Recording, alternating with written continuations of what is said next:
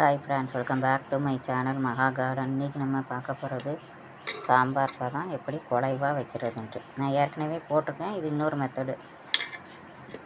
இதில் அரிசியும் பருப்பும் களைஞ்சி வச்சுருக்கேன். துவரம் பருப்பு 100, அரிசி 300.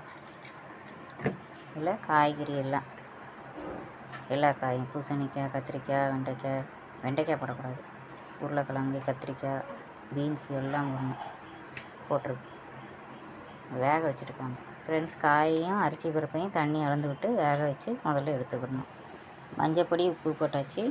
லேசாக நெய் விட்டுக்கணும். அதை ஒரு ஸ்பூனுக்கு நெய் மூடி வச்சு வேக வைக்கணும் ஃப்ரெண்ட்ஸ். இப்போ கடுகு, உளுத்தம்பருப்பு, பெருங்காயப்பொடி இது எல்லாத்தையும் போட்டுருணும். ஒரு பேனில் தனியாக போட்டுட்டு 2 வெந்தயம் பேருக்கு போட்டால் போதும். கடுகு வெடித்த உடனே ஃப்ரெண்ட்ஸுக்கும் ஒரு தக்காளியும் வெங்காயமும் அதோட சேர்த்தாச்சு. கடுகு, உளுத்தம்பருப்பு, வெந்தயம், காயம் போட்டு வெங்காயம் தக்காளி போட்டு வதக்கி தண்ணி விடணும். இப்போ வெங்காயம் தக்காளி வேகிறதுக்கு லைட்டாக உப்பு போட்டால் போதும்.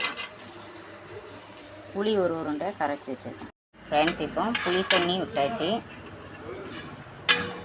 ஏற்கனவே கடுகு, உளுத்தம்பருப்பு, காயம் எல்லாம் தாளிச்சிருக்கு. வெந்தயம், வெங்காயம் தக்காளி போட்டு வதக்கி புளி தண்ணியை விட்டு கொஞ்சம் கிரேவி மாதிரி வச்சுக்கணும். அப்புறம் இதில் மல்லிப்பொடி, சாம்பார் பொடி கொஞ்சம் போட்டுக்கிறோம். 2 ஸ்பூன், இப்படி 1.5 ஸ்பூன் சாம்பார் பொடி போட்டு ஒரு கிண்டிட்டு கொஞ்சம் வத்தல் பொடி, 1/4 டீஸ்பூன் வத்தப்பொடி, அப்புறம் மல்லிப்பொடி ஒரு 1/2 டீஸ்பூன் மல்லிப்பொடி போட்டு நல்லா எல்லாத்தையும் ஒரு கலக்கணும்.